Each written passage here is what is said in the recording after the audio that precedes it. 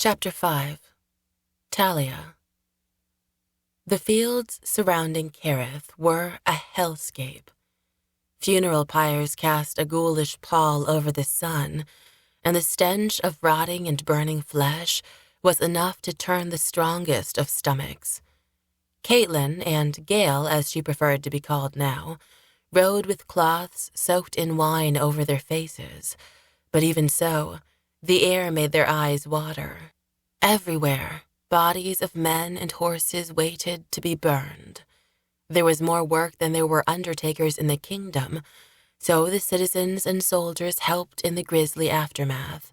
They stripped bodies before burning them, so that, as the ashes settled, the piles of saddles, belts, boots, not to mention armor, swords, shields, spears, axes, and other weapons, grew high alongside the funeral pyres, monuments to waste. This was the last place Katlyn wished to be, but it was just where Gail wanted to begin their search. She started in the very spot where King Talamar had fallen. The tracks were hopeless, run over by so many soldiers, pickers, mourners, and undertakers. But here and there she at least found a stray print that was not man or horse that she followed towards the edges of the field of battle. As they moved, Katlyn came to realize that some of the pickers and mourners searching the dead were Maurvant children, looking for their fathers, and women seeking their husbands, brothers, or sons. They were a grim lot, bent low with weakness, starvation, and loss. Many of them had marked their faces with paint. What these signs represented, mourning, surrender, resilience, Katlyn was not sure, but their air of defeat was unmistakable. Some of their numbers mixed with the Anthorians, neither side paying the other much heed, united as they were in their heavy task. "Do you think we should be worried by any of the Maurvant?" Katlyn asked Gail, just to be certain. "No. As long as they are within range of my bow, they should be the ones that are worried," Gail answered without looking up from the trampled earth. A hardness had returned to her eyes that was all too familiar to Katlyn. It had been there when Gail had led them through the Eastlands to her father's manor. It had shone in her gaze when she had pledged to kill all the elks. But it had not been there when she had sought forgiveness, and if Katlyn had not seen that fleeting glimpse of humanity, sorrow, vulnerability, she might not have agreed to accompany Gail to find the elks. They were well equipped. Both of them had good horses, although Katlyn was doubtful if their mounts could catch one of the swift-footed elks. They also each had an extra horse packed with supplies. Katlyn led one with foodstuffs, rations, water, and sleeping mats, while Gail's bore spears, traps, snares, and a dozen tightly packed quivers. They were a small army of two, the war, according to Gail, far from over. Gail's transformation was remarkable to Katlyn, not only for what had changed, but what had remained the same.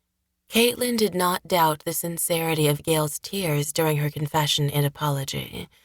Katlyn wondered, like Gunther, if perhaps the font had indeed healed something in Gail, some childhood wound, some pitiful scar of self-loathing. But Gail's focus, her intensity, her distance and abrupt nature were still much intact. Gail said little more to Katlyn than was necessary those first few hours in the battlefield. Katlyn was not sure if it was melancholy from the surroundings, the loss of a king she had become loyal to, or simply the grim nature of their mission, which to Gail was still one of vengeance. Katlyn processed the silence at first as an affront that insulted her, but eventually, after they had traveled for a few days, she grew used to it, and even bored of the tedium of following Gail as she studied the ground for signs too obscure for Katlyn to notice. Instead, Katlyn spoke to Sapphire, who had accompanied them. She was the only Jay left. Azure was last seen headed west, following Haille and Sion north for reasons unknown. They were mysterious creatures, the Jays, but Katlyn was glad to have at least one along. and Sapphire's chirps and whistles were a welcome contrast to the harsh caws of Gail's companion, the crow she called Soot. On the third day out from the city, they were approached by a group of Maurvant women with children. They did not share a common language, but they conveyed with signs that they were looking for fresh water and any food they could spare. Katlyn, moved by mercy and a desperate urge to feel useful on this journey, shared some rations with the women and their hollowed-eyed children. Their gratitude needed no translation, but Katlyn's generosity earned a rebuke from Gail. Note to yourself that you are sharing your half of the rations, not mine. I won't go hungry on the road because one of us was soft-hearted to our enemies. Katlyn did not reply, and treated Gail with silence the rest of the day. Not that Gail even noticed. Near evening, Gail found a fresh set of tracks leading to the east. Finally, she said, the chase begins. But if Katlyn had expected a heart-pounding flight through fields and forests, she had guessed wrong. They only rode an hour before the light failed them, and Gail called for them to set up camp for the night. It was a relief to be far from the horrors of the battlefield now, but, alone in lands still unsecured, Katlyn desired more cooperation, or at least communication, than Gail was willing to provide. After a silent meal of smoked meats, bread, and cheese, when Gail announced that they would light no fire and that she would take the first watch, Katlyn's exasperation boiled over. It's clear you have little to say to me, but if we are to work together, you might be more cordial. Gail looked at her, as if for the first time. She wiped her hand across her mouth, letting it linger over her lips before sliding it away, tugging her face into a frown. Her eyes were unfocused and dropped blankly to the ground. I've spoken my amends, Gail said, picking up a twig and breaking its end with a press of her thumb. I don't know what more to say. It's not often one meets someone they've killed, at least on this side of death. She was quiet, stabbing the earth near her foot with the stick. To be frank, I am confounded. I will say again I am sorry, but I don't know what good it does. That did not bring you back. The font did. I have no words for you that can equal those actions. Katlyn scratched her chin, considering. Well, I guess as long as you don't shoot me with another arrow, this is an improvement. Is that a jest? Really? I don't know. They both went quiet and turned in unison at the sound of a leaf crumpling underfoot. Soot flapped up into the boughs above them. Sapphire followed. The noise came from the opposite direction of the horses, and Gail was up, an arrow knocked in her bow before Katlyn had even remembered where she had left her sword. Come out now, or I will shoot, Gail said, aiming into the dark. The bushes rustled in response, and a tiny figure, wrapped in an oversized cloak, stepped forth. It was a girl of 10, perhaps 11 years. She had the dark hair, olive skin, and wide-set eyes of the Maurvant, not to mention she looked starved and weary. Katlyn did not doubt she was looking for food, but wondered if she was alone. Gail's thoughts were the same. Where are the others? Gail asked, her bowstring stretching under her finger. Alone. I am alone, the girl said. Her words were halting, but she spoke their tongue. You know our language, Katlyn said. Yes. How? My family was a family of merchants. It was good to know the language of the lowlanders. That's us, I suppose, Gail said. What do you want? Katlyn took a different track. What is your name? Tallia Senkar. Tallia, I am Katlyn. This is Gail. Tallia, what do you want? I am hungry. Why are you alone? Gail asked as Soot returned, alighting on a branch next to her. Sapphire looped back at the same time with a merry whistle, which Katlyn took for a sign that the woods were indeed empty but for them. The others are dead. The flux. Why are so many women and children following the Maurvant army? Katlyn asked. We had to. The stores, the streams in our land ran out." "That is why your people came west, because of famine and drought?" Gail asked, her tone accusing. Tallia looked at her feet and folded her hands. "That, and because of the magus. He ordered us." "The magus?" Gail asked. "Who is that?" Caitlin noticed Tallia's eyes move towards the smoked bread and cheese she had left unfinished. "Gail, she is harmless and starved. If we're going to interrogate her, let's give her something to eat." Gail's mouth puckered a moment, as if she had bit into a radish, before she relaxed her pull on the bowstring and sat down, shooting one last glance into the nearest copse of trees beyond. "Fine, as long as it gets her to talk." Talk, Tallia did. After a few minutes of devouring 3 helpings of meat, cheese, and bread, she took a long drink from the waterskin.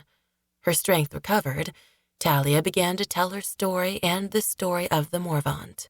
"We are people of the steppes, living in view of the southernmost peaks of the Rimker Range. The mountains trap most of the rains and snow, and the streams that run from them are cold, clear, and deep. Usually the flow is plentiful and allows us and our animals to live comfortably. Life has been good for generations. We trade with tribes to the east, and even merchant trains that cross the great desert to the south. We are not warriors, at least not in my memory, or that of my parents, or their parents. But that changed when the magus came. He was a magician, with great knowledge of healing and sorcery. At first he only passed through during the turning of the seasons, spring and autumn, but one year he wintered with us. He was an honored guest. He stayed with our chief, Kairuna, but in the spring, calamity struck. The winter snows were thin, and the streams did not flow to refill our reservoirs. It was the same throughout the steppes.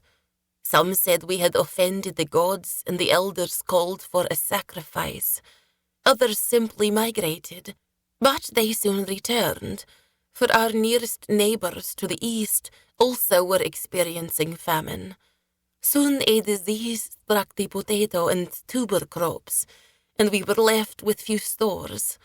When the next winter came, many starved.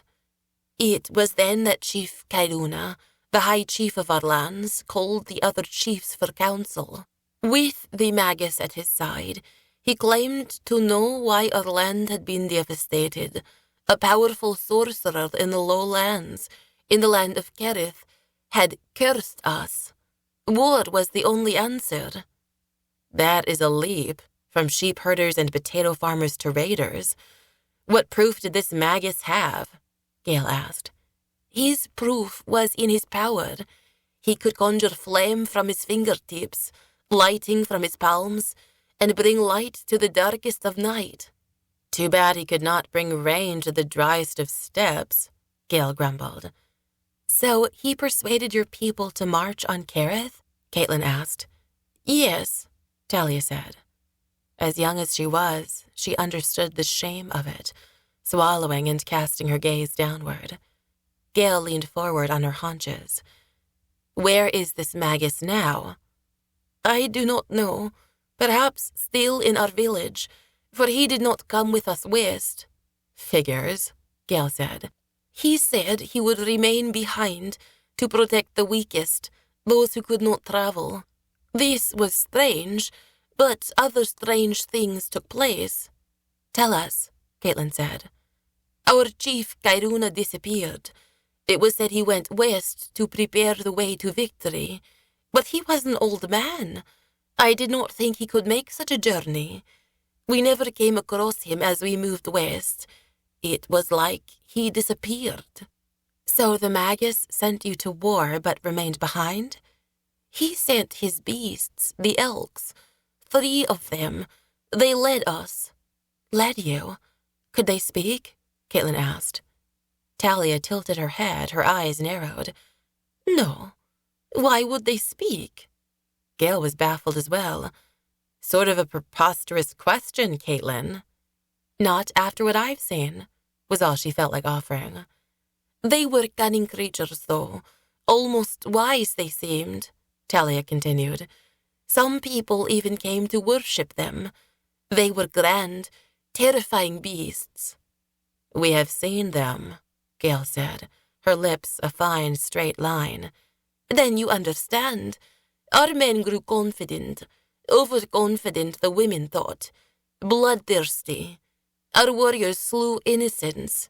The women objected, but it was as if the farther west we traveled, the more unlike ourselves we became.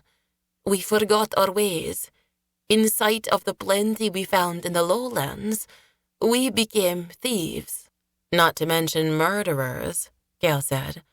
I never killed, nor did my family. We were starving for food, water, and leadership, it sounds, Gail said, spitting. This Magus, what does he look like? Katlyn asked. Tallia shook her head. Nobody knows. He moves covered in a cloak blue as the sky in twilight. His hood is always drawn. Some say his face is terribly disfigured. Others believe he has no face at all and is truly a creature of spirit. Some thought the sun would drain his powers if it fell on his bare skin. Others thought that without the hood, we might be blinded by his radiance. But no one ever saw his face, save Gairuna. And he is gone. Gail's and Katlyn's eyes met. Well, add another to our list of enemies to kill, Gail said, her voice flat, matter-of-fact. Katlyn shrugged. You want revenge on the Maurvant? Tallia asked. I want justice, Gail offered. The Maurvant were pawns. I want this Magus. I want the elks. To make them pay? To kill them. They need to die. Tallia nodded.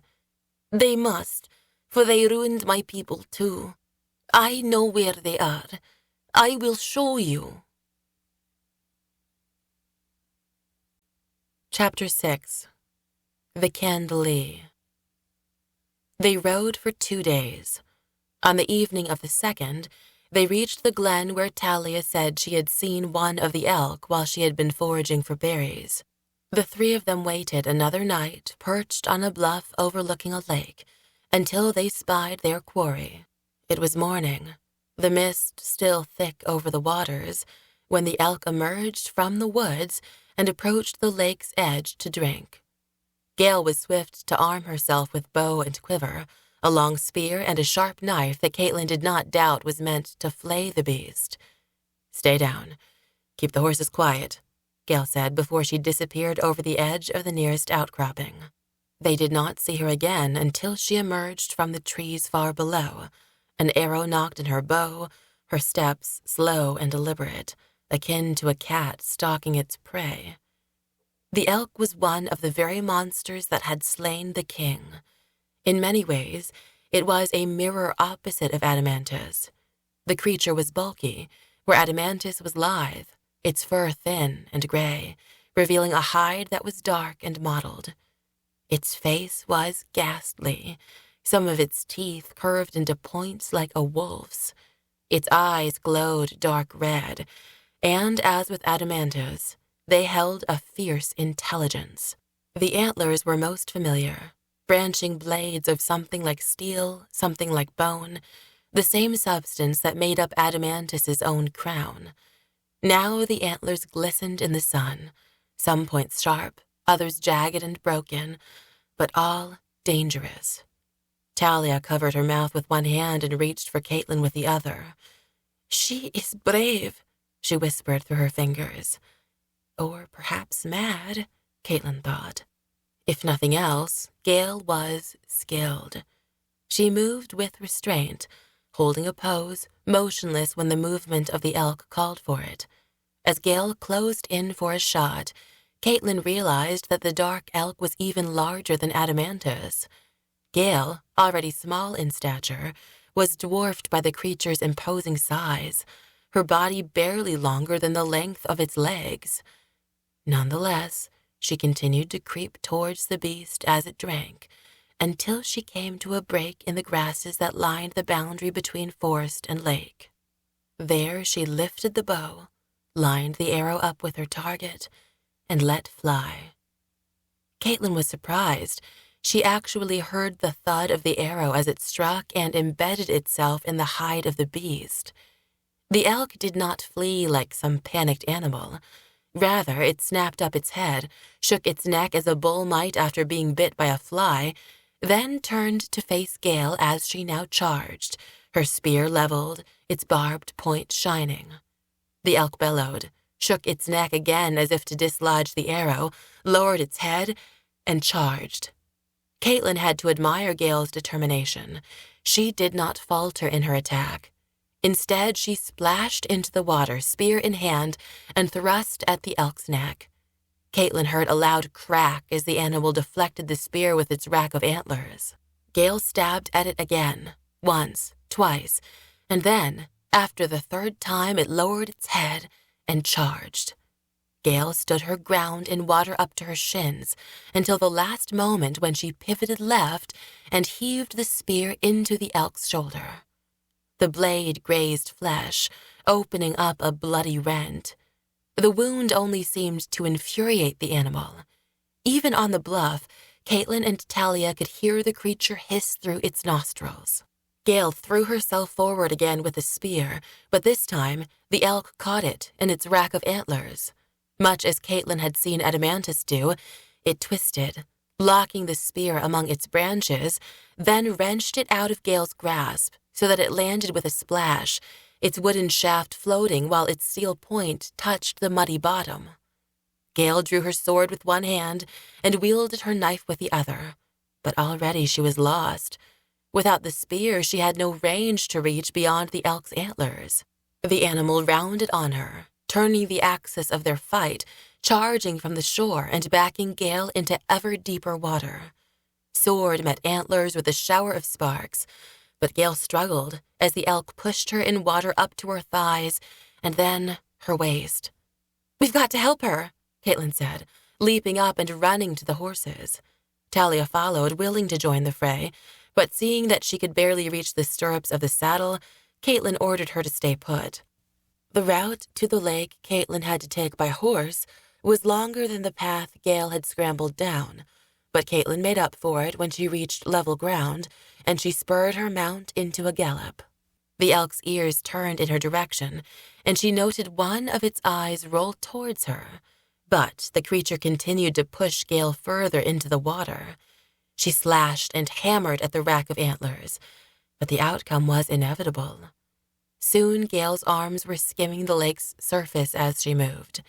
The elk, patient, calculating, seemed to have every intention of drowning her. Katlyn realized belatedly that she had rushed to help without a weapon in hand.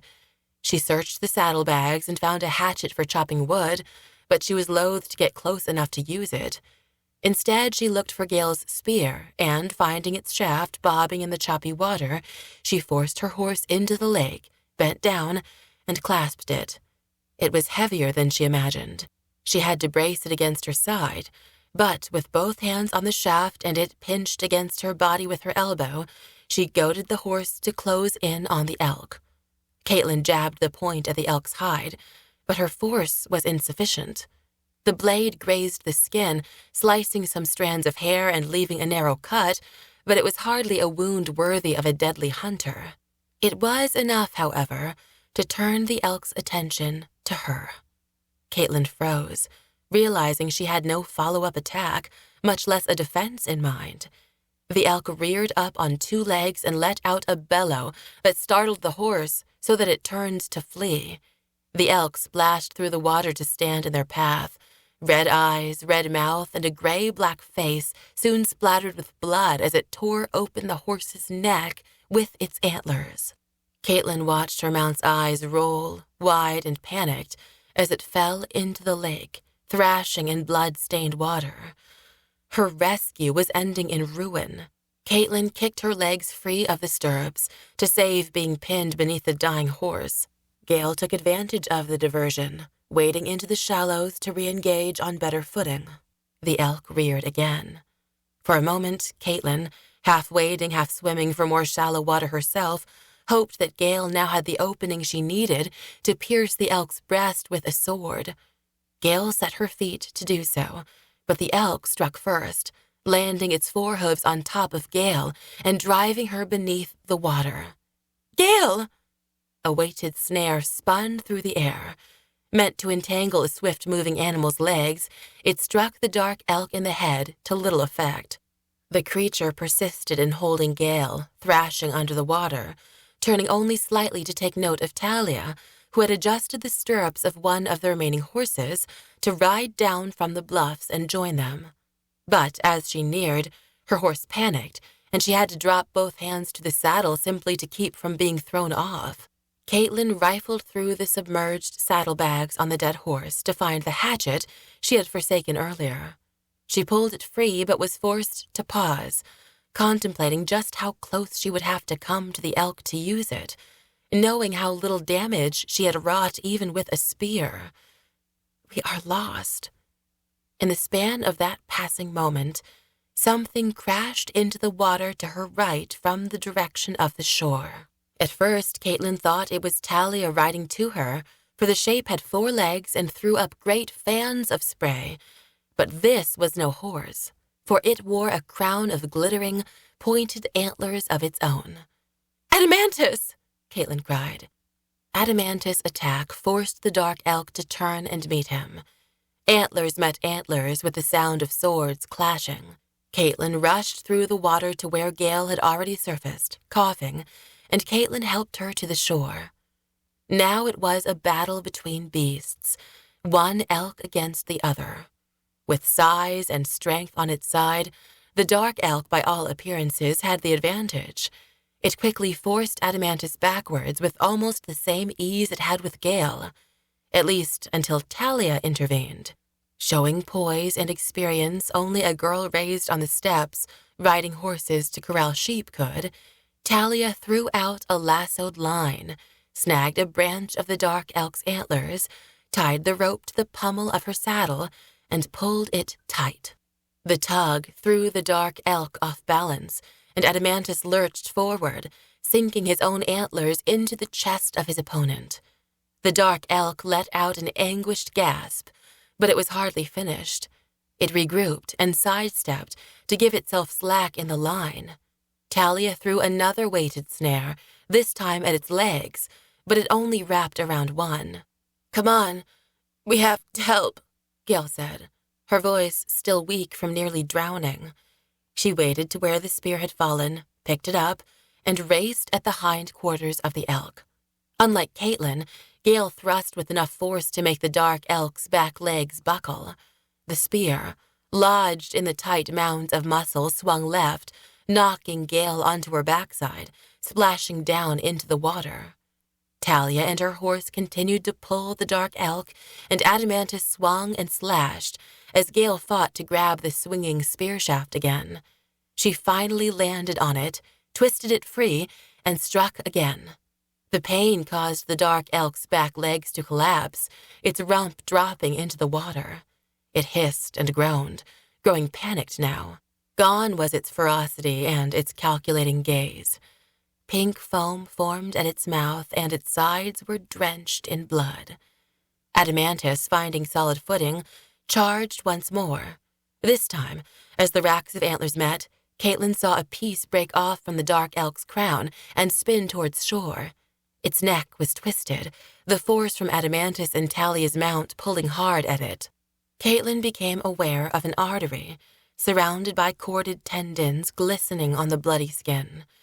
She remembered she was holding the hatchet. This had to end. To save her friends, it had to. Before she even understood what she was doing, Katlyn closed up to the dark elk and swung the hatchet blade into flesh. A mist of hot blood sprayed forth. She squeezed her eyes closed and continued to swing. It was only when Gail came alongside her and gently slowed her chopping motions, long after she was hacking at a corpse, that Katlyn stopped. "It's all right. It's over." Gail's blonde hair was dark and stringy across her face. Bruised, scratched, and soaked, Katlyn could for once see the age in the creases of Gail's face. Katlyn wanted that maturity right then, for she was sobbing and burying her head in Gail's shoulder.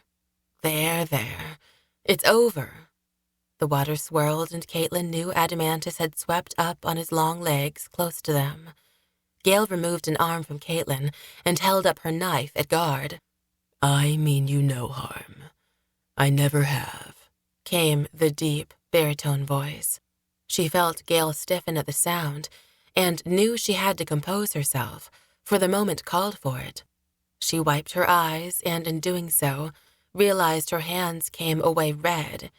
She stifled another cry before splashing and scrubbing her face clean in the cold lake water. When she looked up, those kind eyes, not without a few fresh gashes between them, were close to hers. Those same eyes she had seen in a carnival cage on that night where everything changed. "It's good to see you, friend," Katlyn said, putting a hand to the side of Adamantus' head. "Let's get out of this water," the elk said. Katlyn sniffed and looked over her shoulder to where Gail still stood, her blade held across her body. "Gods, it spoke," she said. "Not so preposterous now, is it?" Katlyn replied. They built a fire on the shore and wrapped themselves in blankets while their clothes dried close to the flames. While collecting wood, Tallia retrieved the broken piece of antler from the dark elk's crown.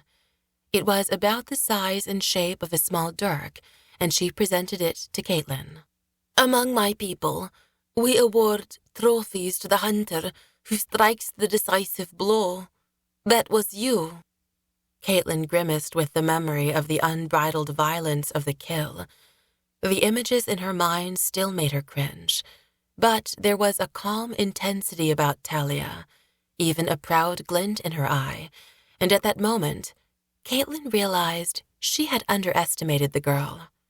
Tallia's people may have gone to war too readily, but she also had the spirit to join a fight when most needed.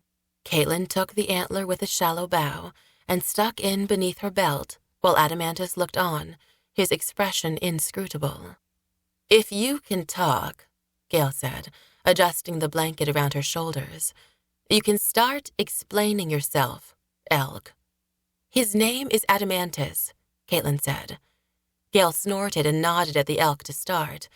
Soot settled on her shoulder while Sapphire took a perch in the elk's antlers. "I pursued the Rachne with the intention of learning where they had come from and which master they were serving," he said. "Rachne? That is what the dark elk are called?" Katlyn asked. "It is one name." "How are they related to you?" Gail asked, her voice still full of suspicion.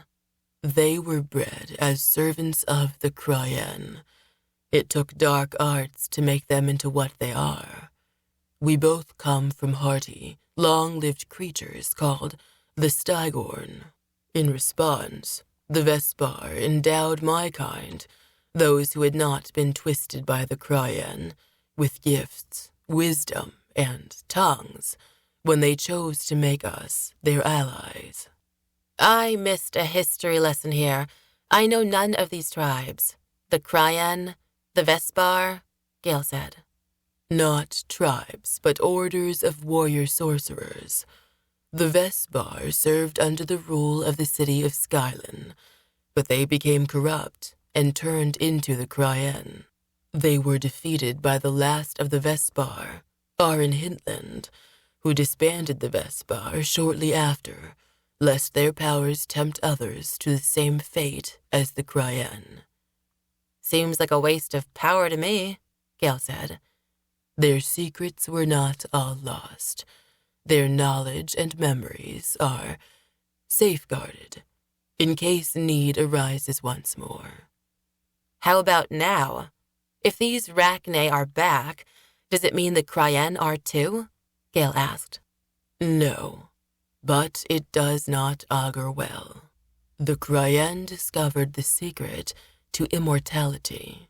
They were nearly unstoppable, but at last they were entombed under the seal of Dormain, a powerful binding of spells and enchantments. The location of the seal is still a secret, but there are those who desire to find it, break it, and bring back the Kryen. They are called the Servor. They are powerful sorcerers themselves, but still mortal. They are distinguished by a broken ring about their necks, a ring that represents the seal of Dormain, which they are pledged to find and destroy. The jailers that took Haille away bore such rings, Caitlin gasped. So did Sade and Vondalis. I fear that the Servor have been a foe behind many of our circumstances. Haille is in grave danger, Adamantis said. Then how could you leave us, and him? The elk's head drooped, his ears folded back, the firelight reflecting in his somber eyes. It was a difficult decision, but I feared there would be no distinguishing between the Rachne and myself. None of us would be looked upon with welcome after the battle. You have that right, Gail said. But by leaving you seemed guilty, Caitlin said.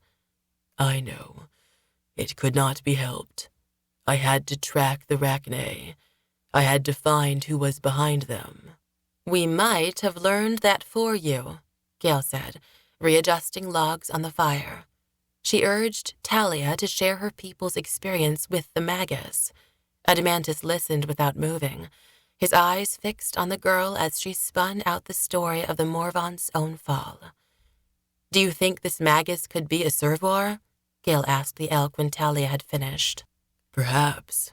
If nothing else, I think our new mission lies before us. We must seek him out. So he can answer our questions? Caitlin asked. So he can answer for his crimes, Gail said. Tallia, would you be willing to guide us to your homeland?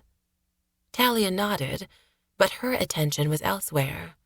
She shed her blanket and slipped back into her clothes, even if they were only partially dry, looking over her shoulder as she did so. Caitlin scanned the line of trees to the north and saw a procession of over a dozen figures emerging from the forest. Gail snatched up her scabbard from where it lay next to her and drew her sword. In her underclothes, she was still ready to face the interlopers. Soot let out an unwelcoming screech.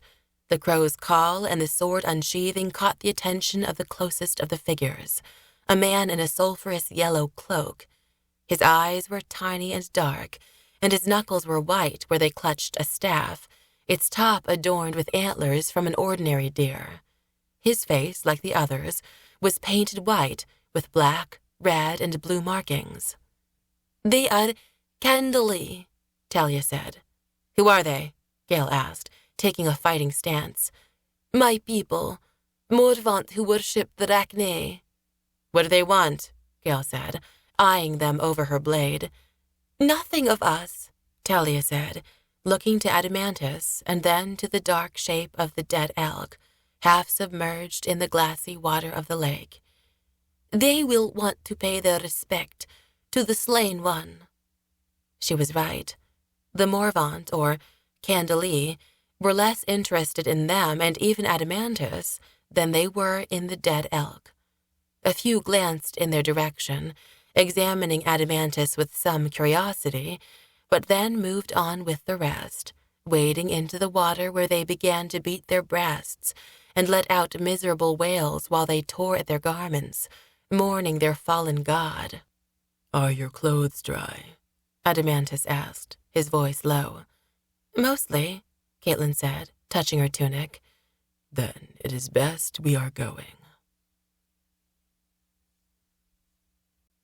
Chapter 7. Chattel. Haille's world was reduced to the bare boards and nicked bars of the jailer's wagon. He tried to console himself, savoring what he could of small reprieves, the stars winking between the bars as the wagon rolled through the night, the smell of pine trees that would waft through his small prison, the trilling of bird songs. But inevitably, just as he felt some inkling of pleasure, even hope, it would collapse downward into thoughts that seemed intent on destroying him. This could be the last time he saw starlight, smelled pine trees, or listened to a bird song. It all depended on what these captors intended to do with him, and what prison awaited him. Of course, it was all unfair and unjust, but none of that mattered. Fairness, justice, any semblance of logic and sense had been long forsaken. Haille knew he had entered an upside-down world where expectations of goodness were inverted so that they only led to agony. The jailers did not feed him except for stale rye bread once a day and water twice. They drove the horses in shifts, riding through the night. Haille was only allowed out of the cart while in chains twice a day to relieve himself. Even this, he believed, was not out of the graciousness of his jailers, but rather their own distaste for having to clean up the inside of the cart. On those occasions, after long hours in the rocking darkness, everything was a revelation to Haille. The explosion of red and green on a holly bush, sap collected on the scales of a pine cone, raindrops hanging on the tips of tree branches. These forays were short, but they allowed him to gather some understanding of where he was. The road was grainy, the trees mostly short and narrow evergreens. When he kicked the forest floor covered in needles, the soil beneath was sandy. The sand road. They are taking me west. The sand road led to the coast, so Haille had no illusions about remaining on the continent. His suspicions were confirmed one night when he heard a rider gallop down the road and greet his captors. "The ship leaves in 2 days. I have orders to ride with him on ahead." "The wagon is too slow. We've pushed day and night." "Yes, but you're being followed. You'll take the South Fork 3 leagues from here and lead whomever it is behind you on a diversion." How Haille's heart leapt at the thought of being followed. It could be bandits, but then why lead them on a diversion? It had to be his friends. But, like every hope, this one only led to despair, for he would not be in the wagon as it turned off at the fork. His captors would see to that. He listened as they made their way to the rear door. The starlight outside his rolling dungeon was bright compared to the darkness within, so he was able to make out the face of the new arrival. He was a hefty man, with shaved chin but hairy cheeks that glistened with sweat beneath his whiskers. More noteworthy to Haille was the broken ring he also wore around his neck. Like all the others, like Vondeli's, like Sade. But what it meant, Haille still did not know, and did not dare to ask. He was weak, too weak to escape. Instead, he offered his hands as they unshackled his arms from his legs. No sooner was that pressure relieved that they bound his wrists together with rope. Then, for the sake of thoroughness, he guessed, they blindfolded him. He felt himself lifted off the ground and onto the back of a horse that the newcomer had brought on a tether. Haille took hold of the saddle as they adjusted his stirrups. He listened to the creak of leather as his new captor climbed back into his own saddle. "Remember," he said in a throaty voice, "south at the fork." Being on horseback with its fresh air was a contrast to the wagon, but not necessarily an improvement. It took all Haille's concentration to balance in the saddle and post effectively, as he had to ride by feel alone without the visual cues of the horse's movement, such as the shifts of its shoulder, the break in its gait, or the shaking of its neck. His own muscles were weak from malnourishment. His legs and back soon cramped. Moreover, he was not dressed to ride, and the air cut through his clothes, chilling him so that his chest felt stiff and sore. After the sun rose and he could perceive light at the edges of his blindfold, his captor must have noticed Haille's deplorable state, for he removed his cloak and wrapped Haille in it. "At least they want me alive, for now." His captor did not want to attract too much attention. As they neared signs of villages, no more than outposts of a few houses, a barn, and silos, Haile's blindfold was removed, and his captor arranged his cloak to cover Haile's bindings. Haille said nothing regarding the ruse, but he found it interesting. To have his vision returned was at least welcome. They passed other travelers on the road, farmers, traders, and minstrels. Haille knew better than to make eye contact. He longed to beseech them for help, but what would he say? And who would challenge this rider? Without his cloak, the rider's armor clearly displayed the nicks of many battles. His sword, strapped to his back, was long and broad, like an executioner's, and he kept a poleaxe strapped lengthwise to his saddle. He was formidable, and Haille understood why other travelers yielded the road to him, their own faces turned aside, their heads lowered, offering few friendly greetings of their own. The morning of the second day, they took their own turn down a southern fork in the road towards an inlet that was lined with a forest of masts. Morning mist still hung over the tiny harbor. It was no major port, more of a large fishing village. Haille hoped to see some garrison of soldiers, but the streets were empty of them, or at least his escort knew how to avoid them. The two of them passed market stalls where sellers were just setting up for the day. Those earliest to rise were already frying fish and potato wedges. Haile's stomach twisted with hunger, but it was yet another agony to be endured. Hunger and thirst made his head spin as they turned the last corner and rode down a ramp to the docks. Haille was unsure of what to expect. They passed longshoremen rolling barrels down gangways, sailors playing dice, and traders bartering for the morning's first catches. Then he spied a line of men in collars chained to one another, a man holding a whip goading them into the hold of a ship. Slavers. Haille was forced to follow his captor alongside a carrack set to sail. The first mate, a man with a red beard and patched breeches, met them at the gangway. "About time. We were about to throw the lines." "You will be glad you waited. The servor will reward you for a full shipment." The first mate's eyes darted over to Haille before he let out a disgusted grunt and spat over the side. Haille had no doubt the first mate did not think him very valuable as chattel. Too skinny, too short. Haille stumbled as he was forced up the gangway onto the deck. Two sailors with sinewy arms and leather faces took him below, as the first mate gave orders for them to set sail.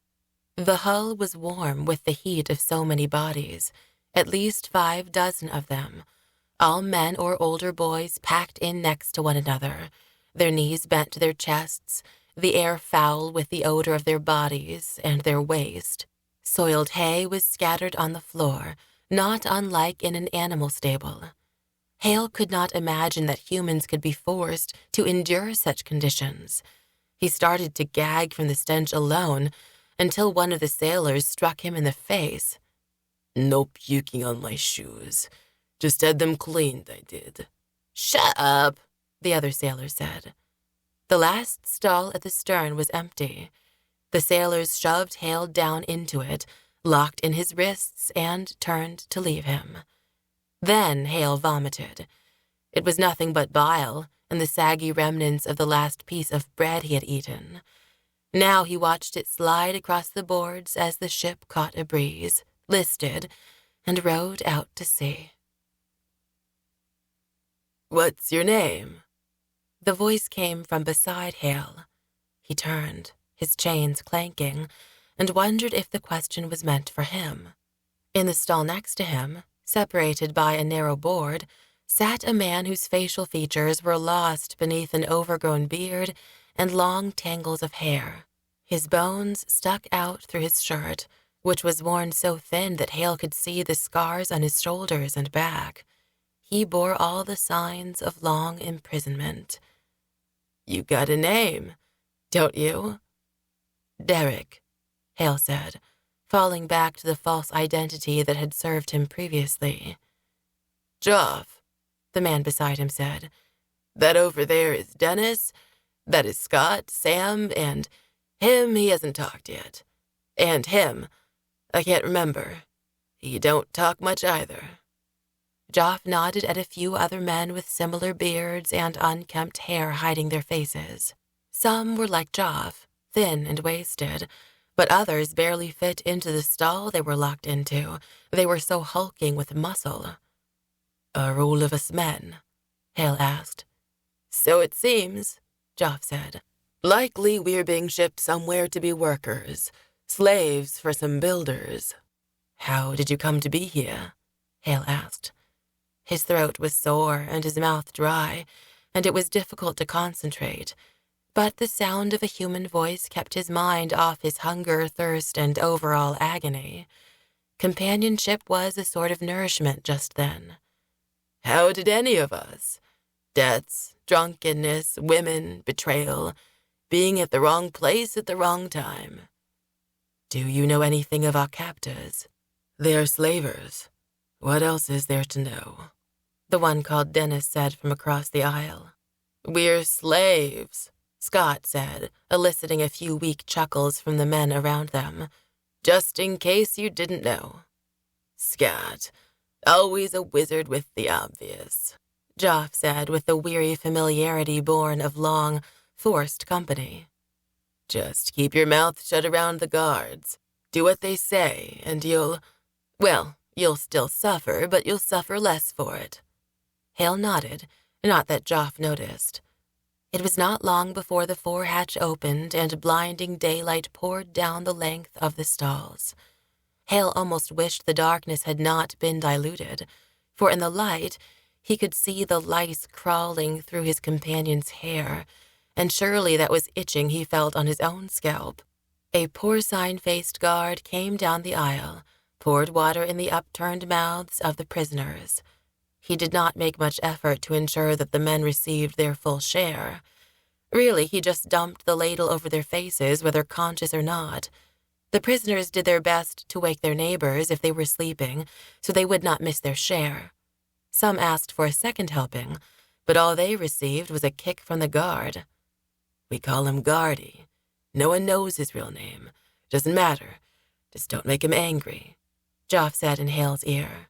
Haille noted the warning, and when Guardy came by with his bucket and ladle, Haille took his fill, swallowed, and let out a weak, "Thank you."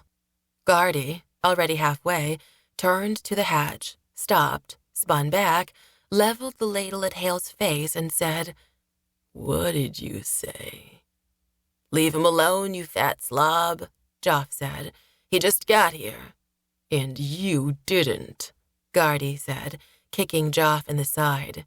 "You shut up. And you," he turned back to Haille, "what did you say?" "I said, thank you." The kick was unexpected, and the pain exploded like a shard of glass in Haille's side. "Do I look like your mother?" Guardy asked. "Sir?" "Sir," he mocked Haille, his lips curling up towards his pitted nose. "This is no supper table. I'll ask you again. Do I look like your mother?" "I don't know." Guardy tilted his head to the side. "You don't know?" "My mother is dead. I never knew her. Maybe she did look like you," Haille ventured. Scott or Dennis, or maybe both, tried to stifle their sniggers. Guardy scratched his cheek and tugged on his ear. "Child is just saying things as they are," Joff said. "You shut up." Guardy threw the ladle so that it clattered in the bucket, then turned and stomped away. Haille felt some small bit of pride, even a spark of pleasure, be it dark, that he had brought humor to this place, to his companions. "You'll want to keep your mouth shut, son," Joff said after the hatch had closed again. "It's better simply not to be noticed." "You didn't take your own advice," Haille said. I've been on this ship too long. But mark my words, it's the ones who stick out that they punish. You'll see. Better not to be noticed, not to be distinct.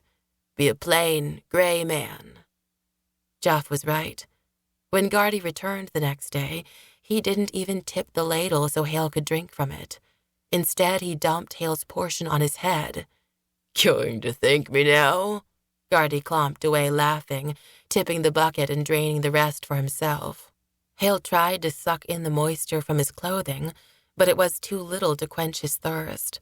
He spent the next 24 hours parched.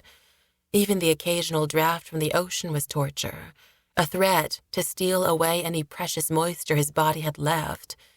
He became delirious, uncertain if he dreamed or was awake. Only when Gardy came again the next morning and this time allowed him to drink his share from the ladle did Haille come back to himself. But it was a cruel turn, for it only made him aware once more of his circumstances. His muscles ached from sitting in the same position so long. The lice caused his skin to itch with real or imagined crawling. Their rations, watery gruel supplied at the end of each day, were hardly enough to ease their hunger. Once, when the seas were particularly choppy and some men were vomiting, Haille seized. Not that the others could tell, for he could barely even thrash, chained as he was. The exhaustion that followed was a welcome respite from consciousness. But the worst suffering was the filth. They all sat on boards crusted and slick, with layers of dried and fresh excrement. It was no different than riding in a swill hole, and no matter how long Haille was exposed to the air, he could not get used to it. The odor burned his eyes, his nostrils, and he recoiled at the touch of the slick, gooey boards beneath the hay. In time, the foulness grew, the fumes, the hunger, and despair silencing the men completely. Haille tried to sleep or doze. He would have even welcomed more seizures for the unconsciousness that followed, but no more came. He finally fell asleep, and so it was with some bitterness that he woke as someone slapped his face. He took it for a guard, and even though the hatch was closed and the hold was dark, he ducked his head on instinct. "Derek, come on now, boy," Joff said. Haille looked up, and in the faint light, he could make out Joff turned towards him and another figure, another prisoner beside him, in the aisle. Haille wondered if he was dreaming, for both the men were standing unchained. It was even harder to understand what was happening when the second man reached for Haille's wrists, his fingers probing the locks. "What is going on?" "Shh." Joff pressed his finger to his lips. "This is Jacko."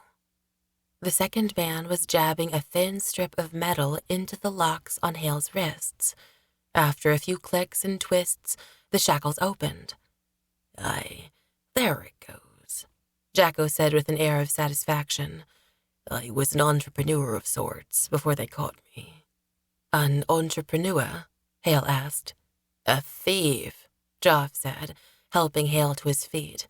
"Glad you woke up there. Thought maybe we had lost you." Haille tried to stand, but his legs gave out beneath him. "Slow, careful. Just move slow."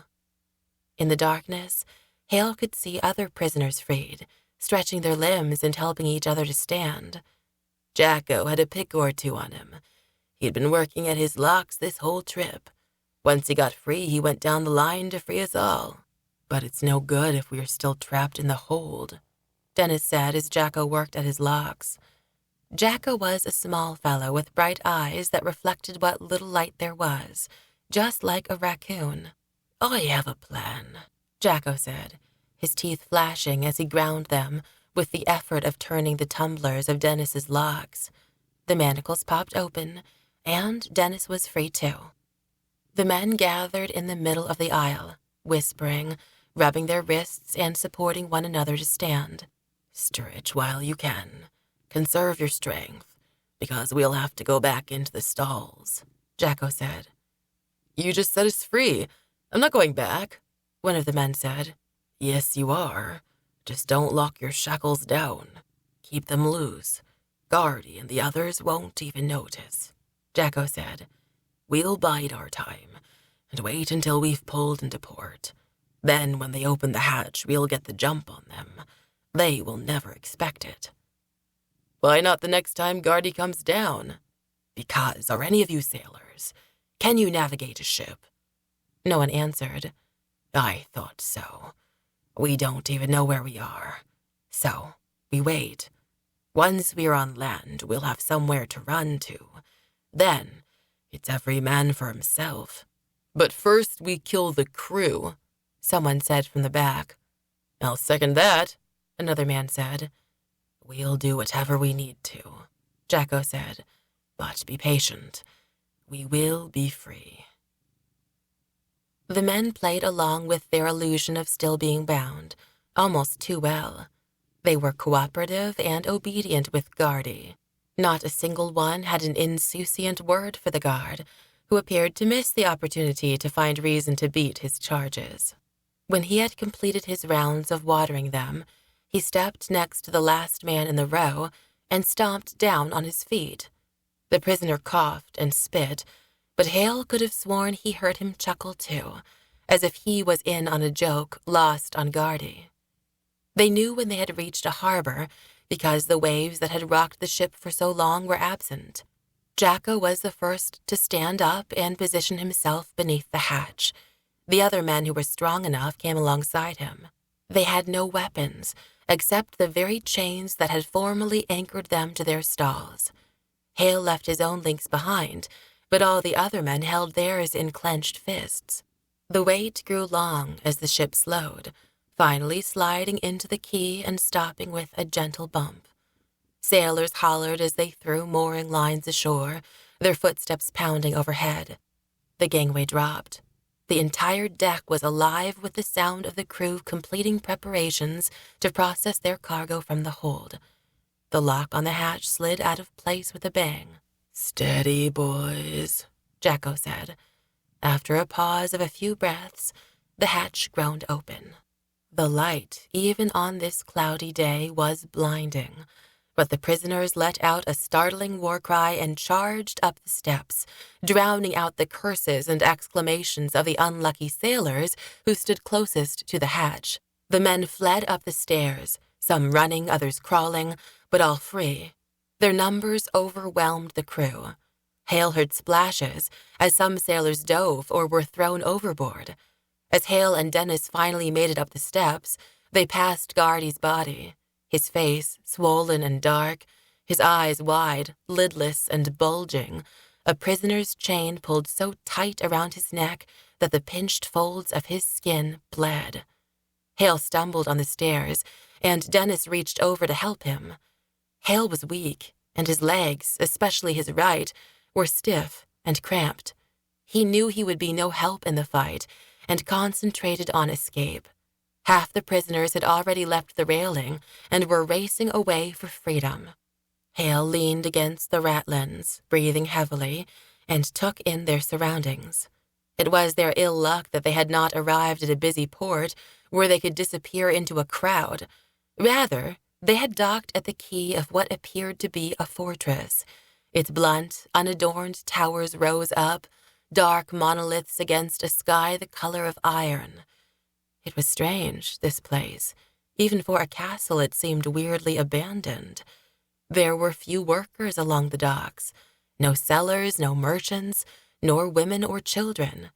It reminded him more of a military outpost, such as Haynes Point, which he knew did not bode well for their insurgency. Haille readjusted his grip on the ratlins as Scott leapt the rail and whipped his chain across the head of a fleeing longshoreman. The confinement and torture had turned the prisoners into beasts themselves.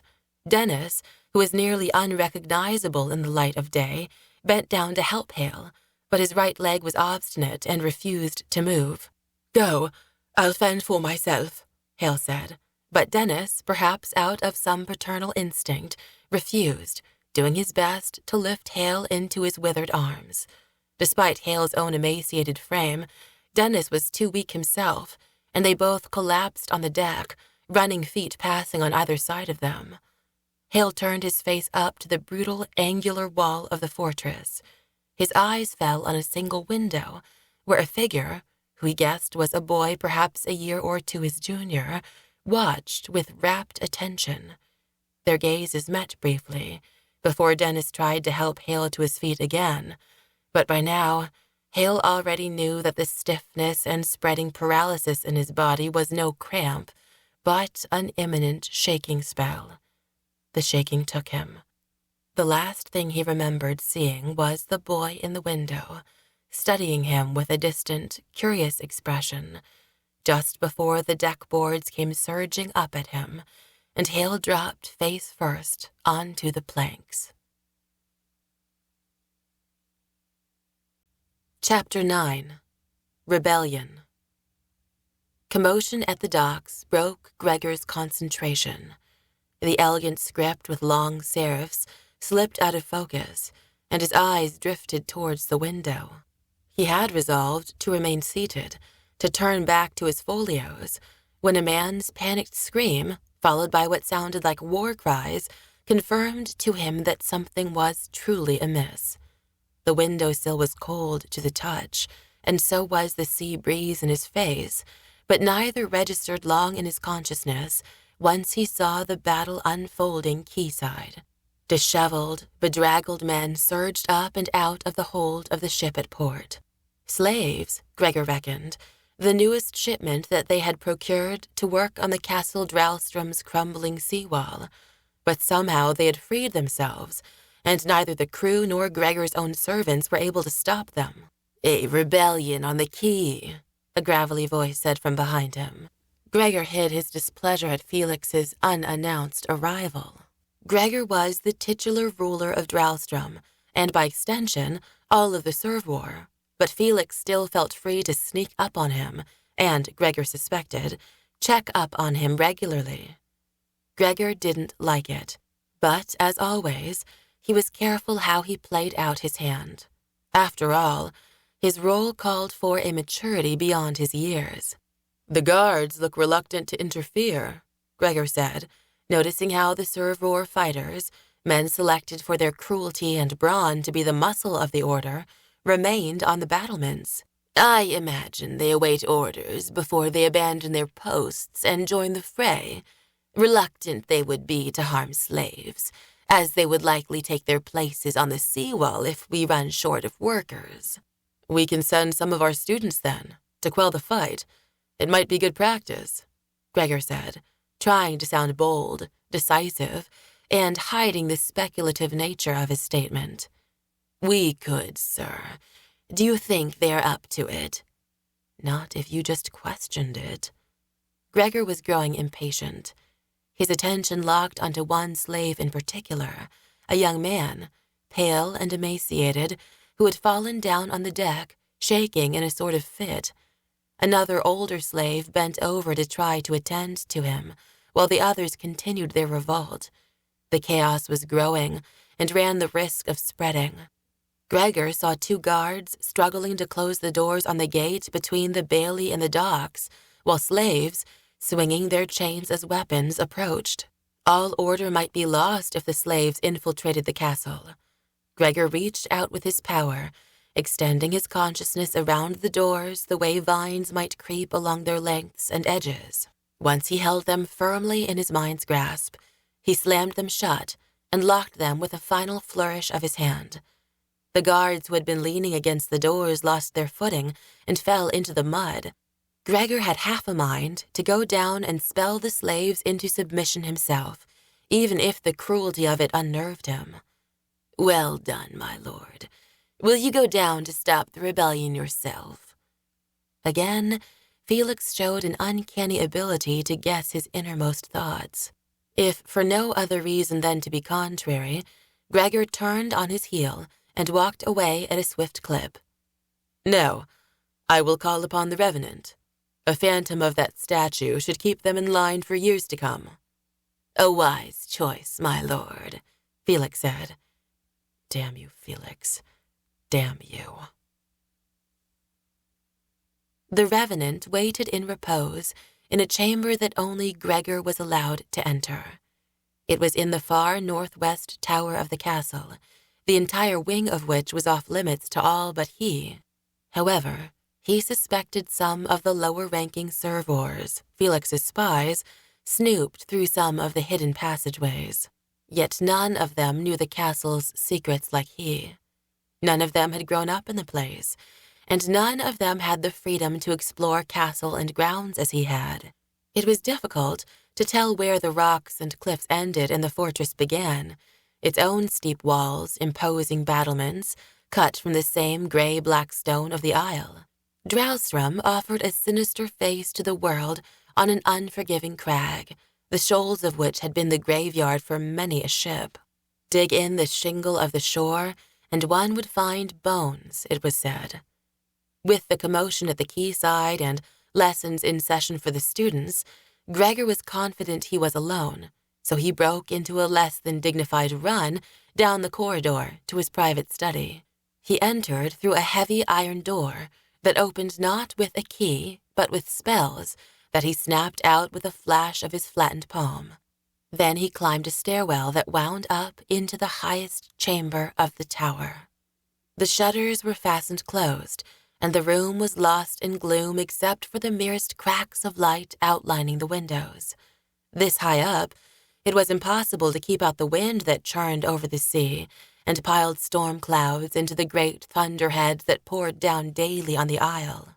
But the Revenant did not need light nor warmth, and it required only the barest sustenance, as it was a body, in this case, one of the champion soldiers who had volunteered for the honor, but mostly dead now. The consciousness of that man was gone. Gregor could see the shape, wrapped in the blue cloak that appeared dark as ink in the shadows. He closed the door behind him with his will, took a knee, and bowed his head. At the same time, he reached out with his consciousness towards the seated figure, concentrating on the blue stone clasped in a band around the neck. It was just a jewel to others, but he knew the moonstone to be a portal into his master's mind, who was distant, in a land that even Gregor did not know. "Master, hear me. Your servant Gregor calls you." He repeated the plea in his mind a dozen times before the lids of the Revenant cracked open with a sound like paper folding. Slits of blue stared out at him from beneath the hood. "Speak." The dead lips moved. "My master, an insurrection is ongoing. A ship of slaves has broken loose, 50 or so. Well within your power to pacify, my student. Yes, but I thought the Revenant's appearance would intimidate them into a deeper submission. More than just a boy, King. Yes, my master." He felt a ripple of displeasure. How he felt it he was not sure, as the Revenant did not betray any movement or affect. The face itself was stiff and dry, but somehow, in their communication, he could sense his master's moods, even catch flashes of where he was. Not that Gregor could ever piece the images together, the long shorelines, the tall city walls and even taller towers, the forest of masts clustered in a harbor. They looked like no place he had ever known. All he had ever known was Drowstrom, and of course that one memory of a sun-drenched hill, grass bending in the sea breeze, the receding shape of his family's hut, a blue sky, empty of clouds. And so he knew that there had to be more to the world than this rocky isle and its brooding fortress. But if he would ever see it, he knew not. "If you are to convince them, you are truly Gregor Twiceborn, he who conquered death and was reincarnated. You must act like it." His master spoke through the dry, husky voice of the corpse. "Yes, master. Yet I did not want to run the risk of failure. Felix, I fear, grows suspicious." "We will deal with him in time," his master said, the corpse rising, its joints cracking as it moved towards the doorway, the smell of rot enveloping Gregor as it passed. "For now, I shall see to the slaves. Felix should at least believe that the Revenant is obedient to you." He followed in the wake of the reanimated thing, its musculature coming to life, the stiffness in its joints lessening with each creaking step. Soon they swept into the halls of the keep, where novices in training knelt down when they passed. They always knelt down for Gregor Twiceborn. He was their lord and master, but now there was an extra frisson of fear at the sight of the Revenant, its flowing blue cloak, those glowing eyes that were empty and full all at once. The warrior had been intimidating in life. In death, he was a horror. Smoke was rising from the quay as Gregor and the Revenant made their way onto the lower walls of the castle that overlooked the shore. The soldiers who had gathered on the battlement parted for them. To all who witnessed, it appeared that the Revenant followed Gregor at his whim, an illusion he and his master conspired to keep. The servor looked at him not as a child, but as a man reborn who could control life and death. Gregor stopped along a balustrade and reached out for one of the soldier's spears. No sooner had he than the soldier surrendered his weapon. Gregor placed it in the hands of the Revenant. With a fluttering of his robes, the warrior's corpse leapt down the height of the castle walls to the ground, landing next to the fire of wheelbarrows and barrels that the slaves had kindled at the doors of the gate. Gregor half expected his master to turn the flames against them, but that would have been a waste of their able bodies. His master knew how much they needed to repair the crumbling castle. Instead, he cast a binding spell on their legs, freezing those nearest him in place. He knocked them over with ease, using the blunt end of his spear. The slaves still on the ship gathered at the gangway, ready to do battle. Gregor could see a few trying to flee, leaping into the water to swim for the shore. They would be sorely disappointed to find that they were on an island, he thought to himself. Again he noticed the same young man, lying as if dead on the deck of the slaver. His master boarded the slave ship without hesitation. Here he indulged himself, clashing with the arms of the rebels, meeting their strikes and thrusts, parrying their attacks and casting the men to the side, knocking them into the water or against the gunwale. He must have soon realized there was little challenge with this lot, and, as if growing impatient, he enchanted the weapons of the men, chains, stolen swords, maces, and axes, so that they grew red-hot. The men dropped them, smoking, to the deck. Then, with a sweep of the Revenant's arm, he sent them tumbling over one another, pushed by an invisible force, until they were crowded like goats in a pen at the stern of the ship. He bound their limbs as well, and they struggled, working against the paralysis, their faces betraying their fear and confusion. The dry, gravelly voice of the Revenant spoke. "Who is your leader?" A good question, Gregor thought. They had to have one. The men betrayed him with their eyes, all looking to a man with a blonde beard and a defiant stare. He stumbled forward, the binding spell loosed unexpectedly. He was brave, for he stood tall, his shoulders thrown back, his chin high.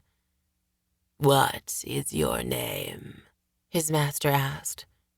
"Jacko," he said, "and I'll not surrender to no demon like you."